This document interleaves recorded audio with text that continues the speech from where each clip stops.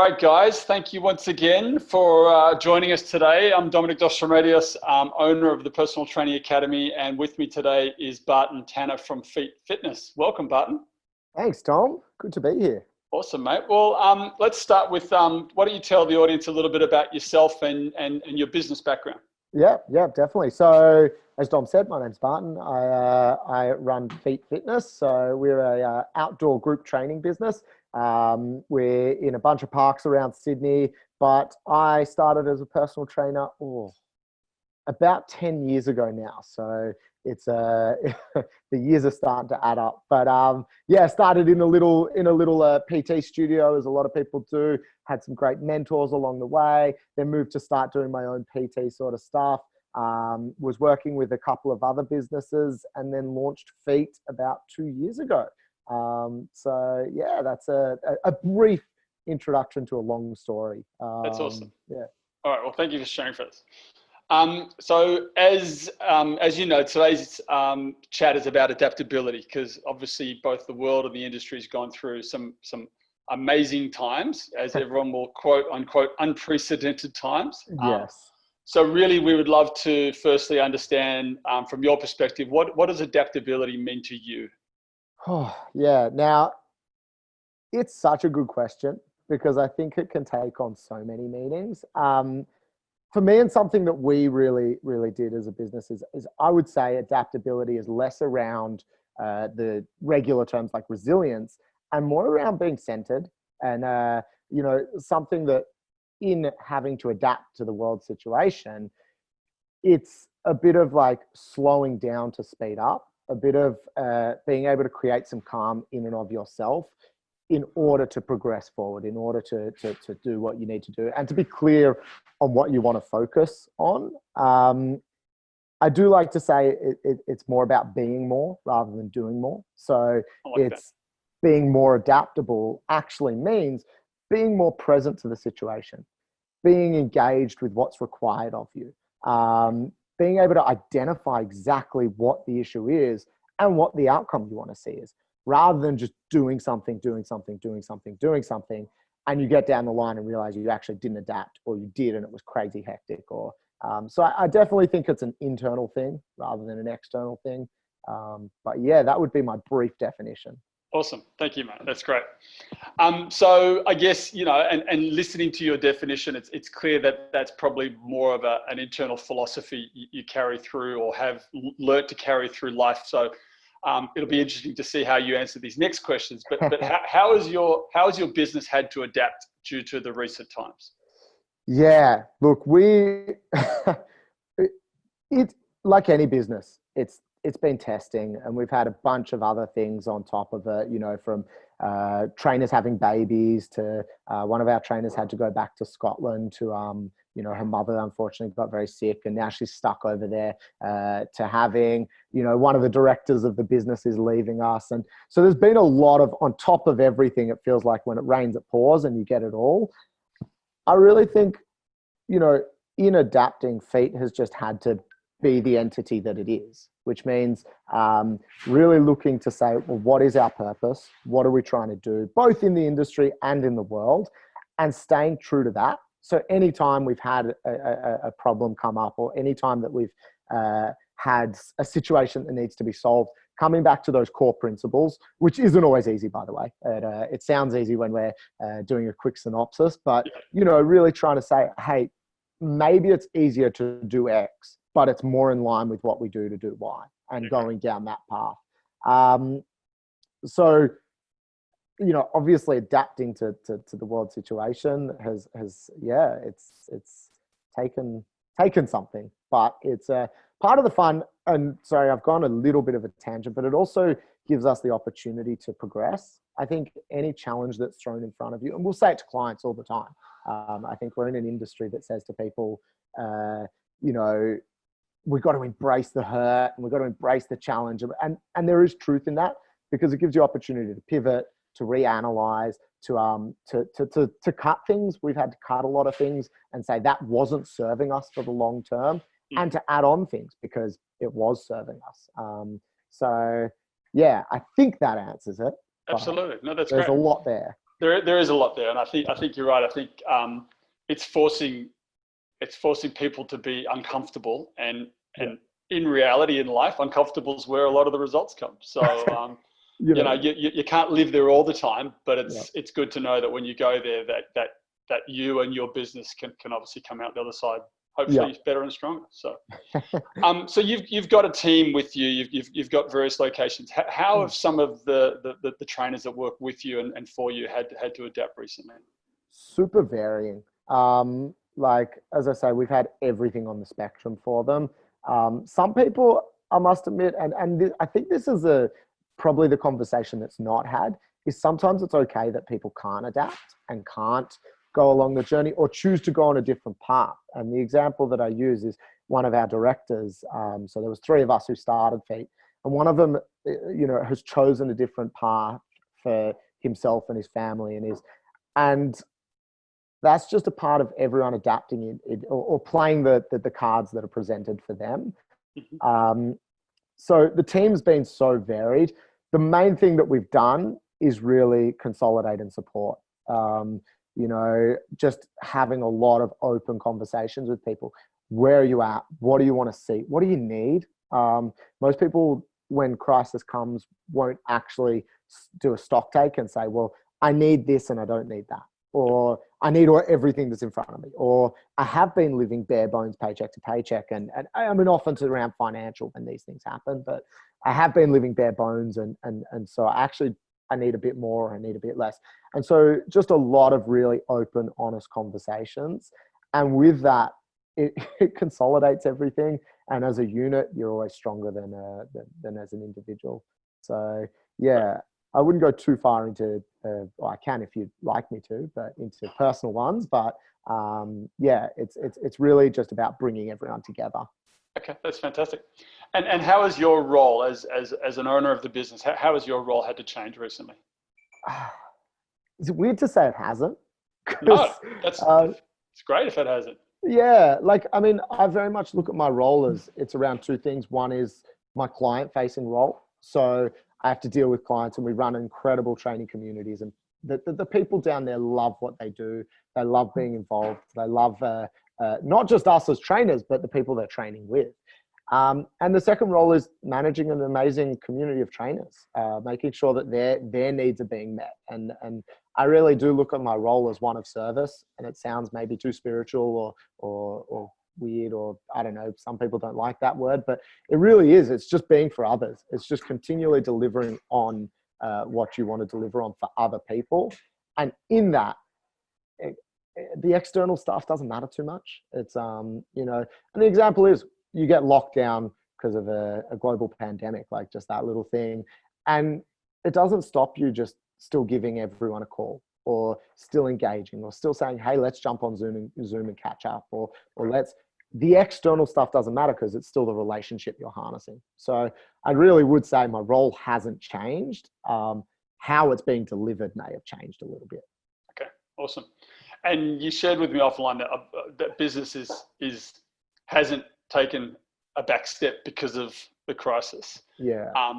Can you share some insights as to perhaps why? I mean, obviously, maybe for our listeners, you know, you're running in the outdoor sector, and maybe that sector has been less impacted by lockdown. But there's got to be other factors that have gone into why your communities managed to maintain and obviously grow. Yeah. Look, there's it's true. It would be so I guess naive of me to sit here and say we haven't been incredibly lucky in the outdoor space. Still incredibly testing, but comparatively incredibly lucky. In saying that, as you said, you know, there's one part opportunity, one part luck. And we've really looked at opportunity. And the way our business works is everything we do is about providing a service. It's about saying to someone, I'm not just here for your 50, 60 bucks a week, right? I'm here for you as a person. So understanding that is different for each person. And the moment crisis hits, people look for their support networks. And it just happens that it's a very philosophical business. The first thing I did was, most people write a business plan. When we came up with the ideas of FEAT, the first thing I did was write a philosophy. And by having that deep-rooted philosophy, I think all this has shown us is that people, in marketing, they'll tell you, and I'm going a little bit on a circle, so bear with me, but in marketing, they'll tell you people buy emotions. I actually don't agree. I mean, we're not just a consumer. We are a human being, and a human being is about the being component. And so people really buy into someone that is being something in the world. They buy into a philosophy. They want to represent something that represents the way they want the world to look.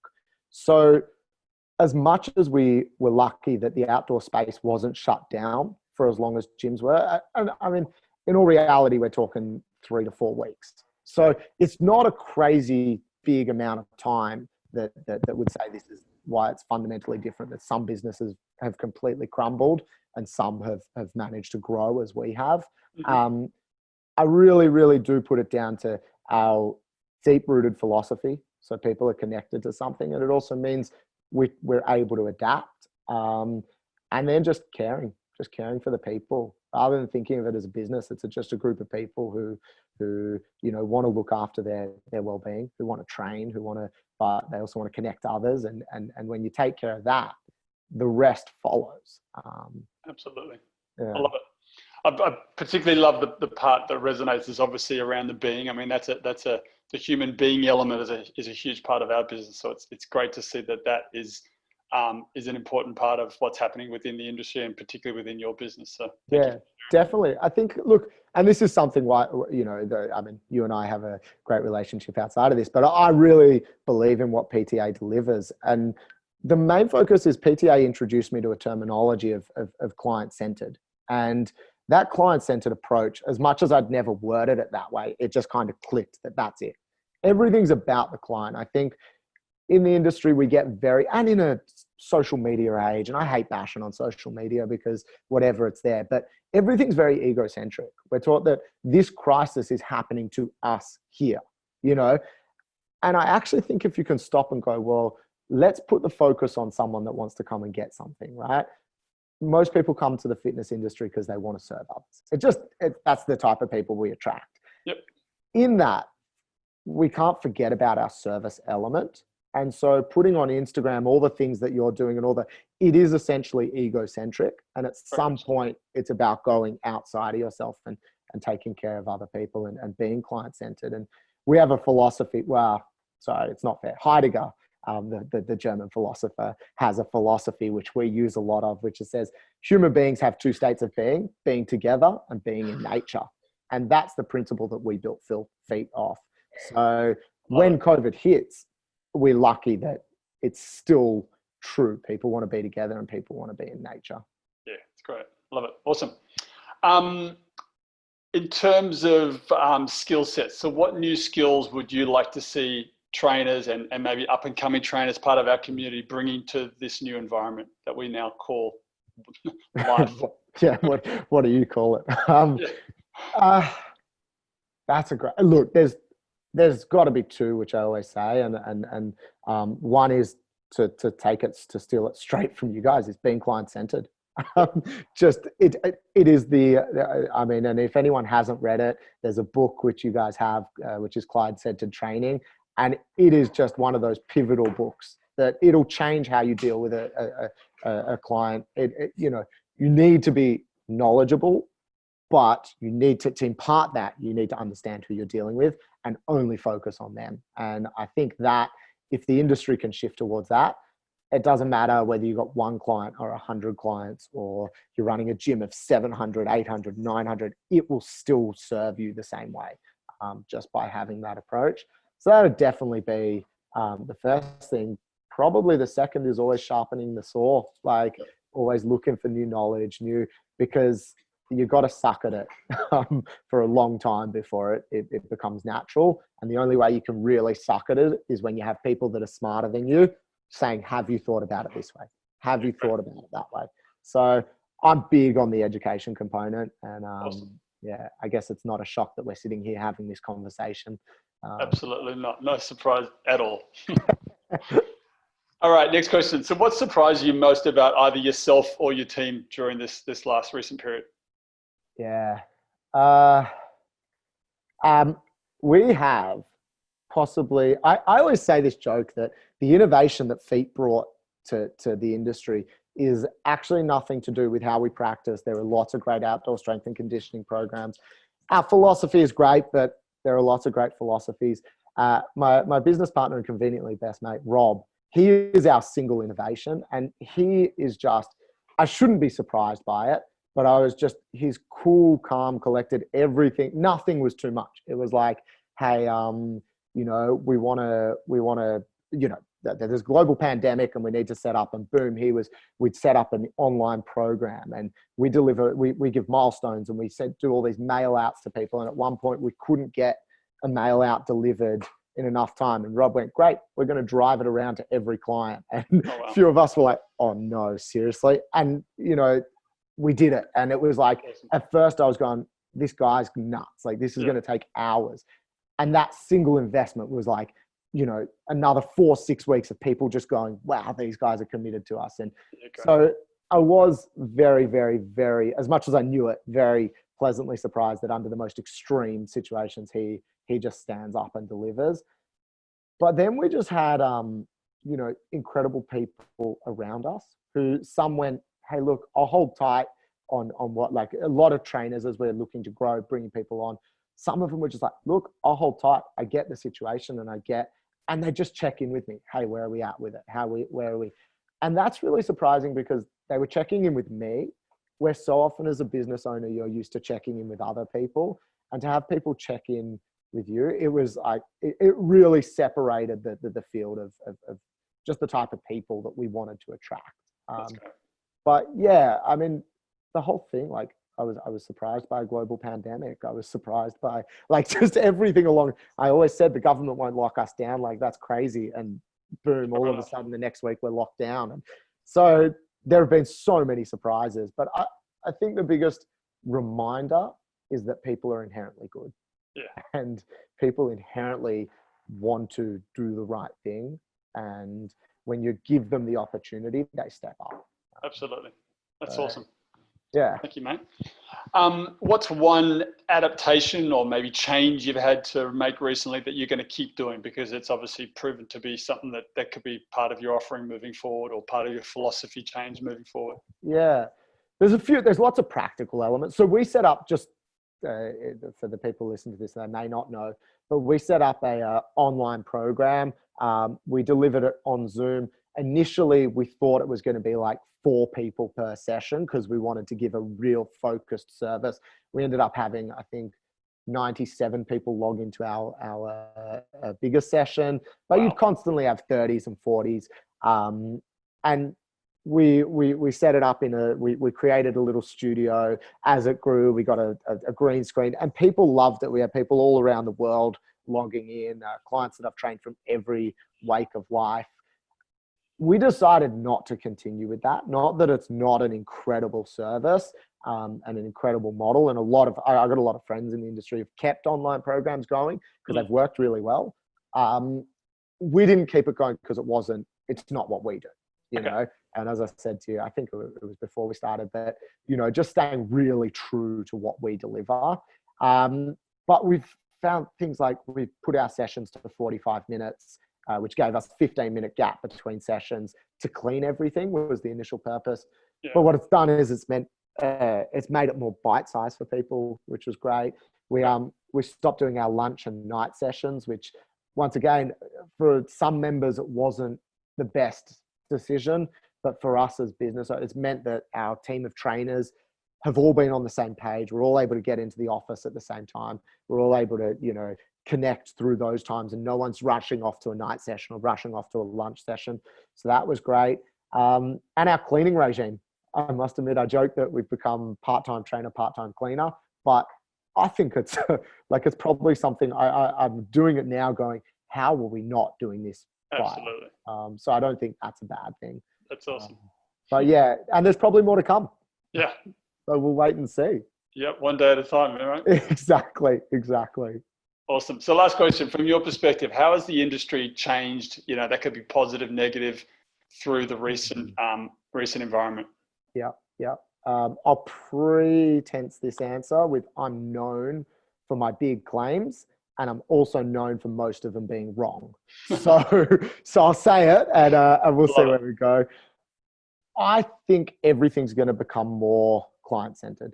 Yep. I think it just has to. I think it's going to be less driven. I'm really hoping that it's going to be less driven about a money bottom dollar thing, and more driven about how do I deliver on a. I mean, the fitness industry is inherently failing, and I say it's failing clients and it's failing members. Like, the Australian population isn't getting fitter and healthier. I mean, a small subset that we deal with is, but as a whole, our statistics aren't going the right way yet. The second thing is, trainers aren't getting better taken care of. They're not thriving in it. It's still a very high dropout rate. It's still, you know, and I think it's almost like people get their Cert 3 and 4 and forget to keep going in their education. So my hope, whether this is where it's actually going to be or how it's impacted, my hope is that even on the biggest chains, it's going to become more client-centered. They're going to start to make decisions on the basis of how do we really authentically give back to the people that are coming to this service. And then on the second layer is, how do we give back to an industry that's you know, it's an incredible industry. Like, it's very few industries that you can look at and go, at the heart of what they're trying to do is just so much good. Absolutely. They're trying to help people and make them feel better. So I think by giving back to the clients and giving back to people who are coming into the industry or currently in the industry, I think we're going to see more of a. I'll give the story of the moment when we first in Sydney got locked down. And I say lockdown, I don't know what a lockdown is, but when we got like shut down, gyms had to close, I must have had about 40 phone calls that week with just other gym owners, fitness owners, trainers, and everyone was just calling to check where each other were at. Not to say, I'm going to compete with you and dominate you, and to say, hey, do you need anything? Hey, this is what we're doing. Hey, have you thought about that? And it was such a special week. Like, it was a very, very tiring, hectic week. And I like that I'm saying it retrospectively, but it was it was special to see that. That's great. I think we'll see more of that. I think if we can collaborate, and I think sometimes in the industry, we misunderstand competition for like, I need to dominate you, to I'm going to get better in the hope that you also get better, so that as we're doing that, we're raising a standard. Yeah, agreed. So that awesome. would be my hunch, but who knows? I'm an optimist as well. You heard it here first. Client-centric, more collaboration. I love it. That's awesome. There we go. Yeah. Well, mate, thank you for sharing your insights and for taking time out of your busy schedule. Where can people find out more about either yourself and FEAT Fitness? Yeah, definitely. So if you want to find out about FEAT, we're www.featfitness.com.au. Instagram at FEAT Fitness AU, or on Facebook. So all those regular channels. If you want to find out more about me, because I don't use those channels so much. In fact, I got banned from our Instagram account. So you can just jump on the website. My number's there, and I'm always happy for a chat. And we're always looking to expand the team and bring the right people on. So awesome. Or if you just want to ask questions, I'm always open. That's awesome. Well, look, one of my predictions for the industry, and you and I share another close mate, and he agrees with this, is that outdoor training is going to see another huge resurgence, probably similar to what happened, maybe 10, 15 years ago when all the boot camps started up. So yeah, I think it's encouraging for our audience that if you're either graduated or thinking of where you're going to go, to consider the outdoor space, because I think so much of our industry has been centered around getting into a gym, and the reality under the current landscape is a lot of people feel far more comfortable training outdoors, and I don't think that's going to change anytime soon. Yeah, and can I just say, winter's not that bad. So anyone that's going to have that question, we have it pretty easy in Australia with winters. I mean, maybe Melbourne and Canberra, Tassie, a little bit of Canberra, but anyway, that's awesome, mate. Thank you for your time today, and all the best. Thank you. All right, see you, Dom.